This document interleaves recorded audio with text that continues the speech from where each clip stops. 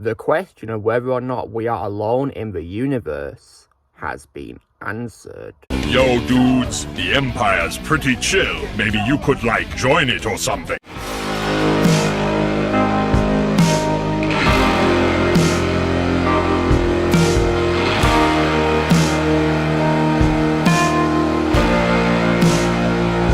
Hey everyone, Lucamus Prime here. So it is time for a special review today because today is July the 4th. So first of all, happy Independence Day to all of you who are celebrating. I hope it's a great day for you.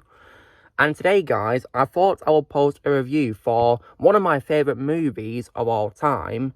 And this film, guys, is what I'm going to be reviewing. As you probably guessed by the title and the thumbnail, is none other than 1996's Independence Day. So I'm going to be reviewing this film today. So now, how was this movie made? So this film was, of course, directed by Roland Emmerich, and while promoting his movie Stargate in Europe, he conceived the film while answering a question about his belief in the existence of alien life. Together with Dean Devlin, he decided to incorporate a large-scale attack, having noticed that aliens in most invasion films travel long distances in outer space only to remain hidden when reaching Earth. Filming began on July 28, 1995 in New York City, and the film was completed on October 8, 1995. Considered a significant turning point in the history of the Hollywood blockbuster, Independence Day was at the forefront of a large-scale disaster film and sci-fi resurgence of the mid-late 1990s.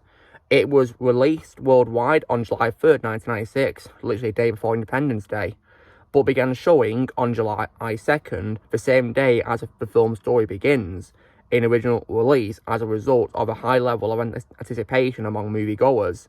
The film received mixed reviews, with praise for its performances, musical score, and visual effects, but criticism for its characters. It grossed over $817.4 million worldwide, becoming the highest grossing film of 1996, and the second highest grossing film ever at the time behind Jurassic Park. And the film even won the Oscar for Best Visual Effects, and was nominated for the Oscar for Best Sound, but lost to The English Patient. And grossing all that money in that time was definitely quite a hard thing for a film to do, and this film accomplished that, so yeah, well done to this movie. When it comes to my reaction to this film, guys, I've seen this film lots of times, and I can remember the first time I saw this film, I absolutely loved it. This is one of my favourite movies of all time, and is also I would regard as the best film I've seen from Roland Emmerich, in my opinion. I think it's an absolute masterpiece, and is one of my favourite, sci-fi alien invasion movies of all time. I really love this movie. So, what is this movie about? So, the film focuses on disparate groups of people who converge in the Nevada desert in the aftermath of a worldwide attack by a powerful extraterrestrial race. With the other people of the world, they launch a counterattack on July the 4th, Independence Day in the United States. So, now what do I think is great about this film? So, the film has a great cast of actors, lots of great cast members assembled in this, so the main character is Captain Stephen Hiller, who is a Marine pilot with a Black Knight Squadron and an aspiring astronaut, who of course is played by Will Smith. And I regard Hiller as one of my favourite roles of all time from Will Smith. I think he played his part really well in this. And I also as well definitely love the casting as well of Bill Pullman as President Thomas J. Whitmore, who is a former fighter pilot and Gulf War veteran who is the President of the United States. And President Whitmore is one of my favourite fictional presidents of all time, and I really love his character in this movie.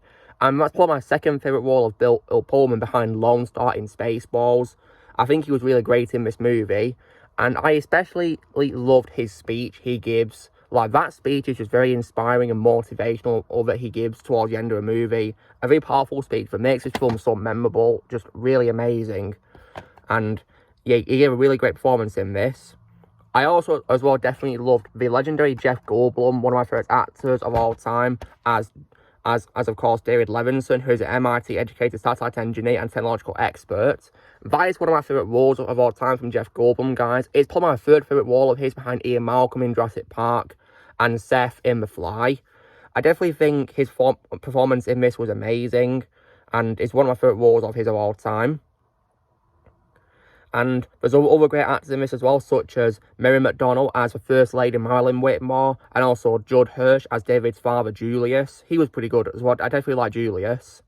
I also as well definitely love the addition of Robert Loggia, may he rest in peace, as General William Grey.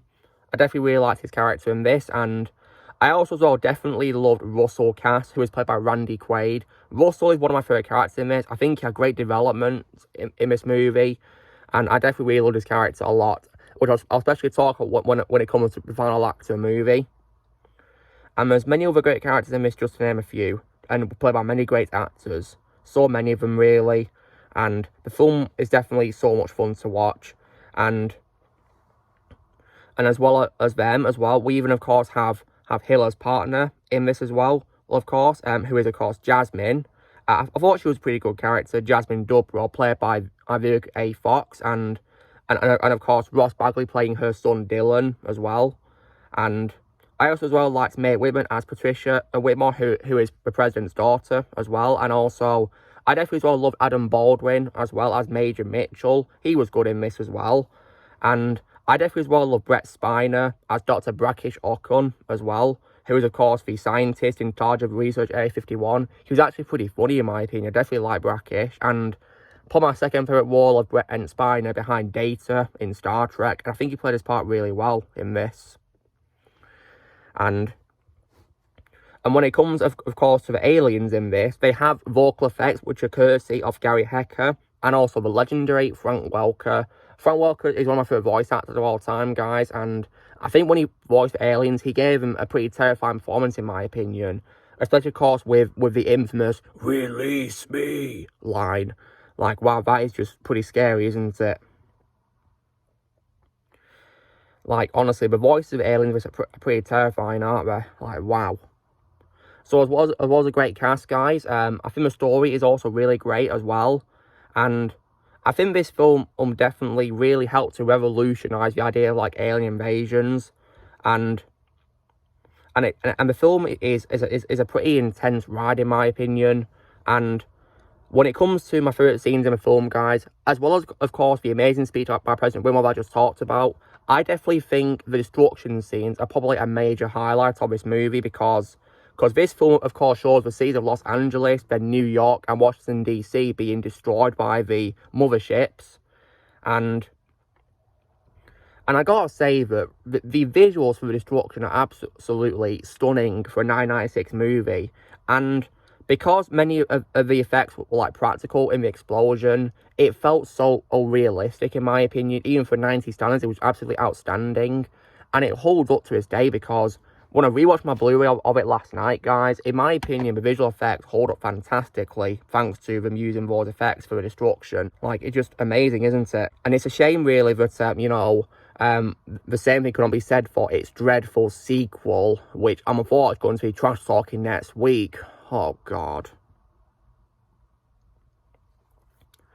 Like, it's really shocking how this film is 20 years younger than what it's supposed to be its follow-up, and the effects in this are so much better than it. Like, wow. That's just appalling when you think about it. So, but yeah, this film's effects are absolutely brilliant, and I think as well the design for the aliens is also very good too, very well designed, in my opinion. And so yeah, the destruction scenes are visually stunning, and they hold up really well, and they're very intense as well, because it involves the characters escaping. One in particular I think is a very intense scene is probably the escape of Hilla's family, especially, of course, the dog Boomer. Like, when the dog's running away from a fire and narrowly escapes and jumps, my heart is always pounding when I rewatch that scene. But yeah, I'm so glad the dog survived, thank God for that. And also as well, when it comes to other great things about this movie, I think also as well the space battles are also really good as well, in my opinion, and they're also visually stunning for the standards of the 90s. Very impressive, and also the plane fights as well are brilliant, in my opinion. And yeah, I just really love this movie so much. And when it comes to all good things as well, the film also has a really great soundtrack composed by David Arnold. I definitely think his theme from the aliens invade, I mean, just all I say is just absolutely fantastic, very intense. It gives me chills listening to it. It's pretty scary, in my opinion. And Also, his theme for a movie, the main theme, is also great, in my opinion. Really great theme to listen to. And also, as well, the film also, in my opinion, has really good pacing, because this film is more than 2 hours long. It's 145 minutes, and in my opinion, it's paced brilliantly, because the destruction scenes and the plane fight scenes are very well paced, and they're really fast paced, and they don't ever get, you know, too slow or too fast. In my opinion, it's a really great ride, and it doesn't feel boring or anything like that. It's a lot of fun to watch. Like, yeah, this film is just absolutely amazing, in my opinion, and it's definitely just so much fun to see. And now, when I'm talking about character development in this movie, there is a reason why I don't really agree with critics on the characters in this film, because I personally love the characters in this, and one particular highlight I've got to give is probably to Russell, because in my opinion, he has great development in this film out of the characters, because he starts off as being a broken man who we think is crazy because he claims to have been abducted by aliens, and now he's sitting back. But then, of course, at the end of the film, he, of course, joins in of course, the main characters as a pilot, and of course, he joins them to help out. And we get probably, in my opinion, one of the greatest and most badass sacrifices in movie history, right? So basically, so President Whitmore, of course, leads a squadron and to engage with fighters, but the ammunition is exhausted before it can destroy the saucer. Now the shield's been deactivated, and the saucer prepares to fire on the base. But then Russell decides to sacrifice himself by driving his own plane into the alien weapon. And we get probably one of the most badass final lines ever, because Russell, of course, goes down laughing and of course, giving out a speech to the aliens. And then, of course, his last line is, "Hello, boys, I'm back." Like, and then he crashes into it and sacrifices himself, and the alien fleet is destroyed. And that's the end right there. Like, that sacrifice is just absolutely brilliant and just perfect, in my opinion. Definitely a way better sacrifice than the garbage sacrifice attempt from Disney Wars of the Lazy Jedi, in my opinion. Much better than that. Because at least the sacrifice actually had to happen this time, and it saved everyone. So, yeah. And that line, in my opinion, is just such a perfect thing to say when you're about to sacrifice yourself. And it's what I like to say when playing a game involving fighting characters with a higher level than me, where they first defeat me because I'm at a low level, but then I come back later with upgrades and leveled up. I say that same line that Russell says to the enemies when I fight them, which is pretty cool. Yeah, that was just really cool. And I definitely really love that sacrifice. Just one of my favourite sacrifices in movie history of all time, right there. And also, as well, I think this film has a phenomenal ending as well, in my opinion, because I've already talked about, of course, the sacrifice that Russell makes. And then after, of course, the warship is destroyed, and the fighters are all taken down by Whitmore's squadron, the resistance groups then are notified of the spaceship's critical weaknesses all over the globe, and they destroy the others. And then humanity rejoices, and then Captain Hiller and David are then reunited with their families. And David also reunites with his ex as well, of course, which of course is Constance, played by Margaret Collin. So yeah, definitely a very happy ending for the characters right there. And definitely, of course, as I have already talked about in Movie Dignity, the sequel, I did not see any signs of setting up any sequels there at all.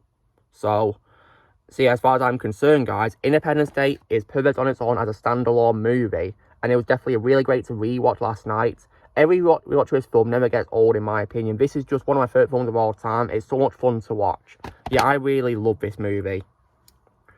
And just an absolutely brilliant movie from start to finish. And if you guys have not seen it in Independence Day already, I'd recommend it strongly. And it's definitely really great to watch. So, now, when it comes, of course, to how I would rank this movie out of 10, well, because this is one of my favourite films of all time, guys, I also don't have any problems with it either. I really love this movie. It's also my favourite film by Roland Emmerich. I would definitely give this movie a full-blown 10 out of 10. And it's also a really big shame that Roland Emmerich hasn't made a masterpiece like this ever since this movie, isn't it? Really, that I've seen. I mean, I've seen The Day After Tomorrow. That movie, in my opinion, is decently good. 2012, I'm not a fan of that much. And he, of course, unfortunately made a stinker sequel to his film, which was Independence Day Resurgence, which absolutely sucks. It is, in my opinion, his worst movie, because it completely ruined this great movie he did, my favourite film by him. And then, of course, last year he did Moonfall, or as I would nickname it, Downfall, because that film was literally the downfall of me liking any more of his movies or wanting to watch more of them, because after seeing that film, I don't want to see any more films by him. In my opinion, he should probably just retire, because Downfall last year was proof that he's not going to be making any more good films, is he, sadly? So, yeah. I have no interest in watching any more of Roland's movies. I will only watch his good films, especially this one, because this is my favourite film by him. So, yeah. So, guys, this is me doing my review for one of my favourite films of all time on July the 4th, Independence Day in America. Of course, as it's celebrated today. And, of course, that is 1996's Independence Day. So, you know, drill, guys, be sure to give this video a like. Also, be sure to let us know in the comments what you guys think of Independence Day. If you've seen it on comments below, what you think of it. Also, be sure to join Team Prime by pressing subscribe and videos coming in the future. If you would like to be a member, you can join using a piece of art or your description. And happy Independence Day.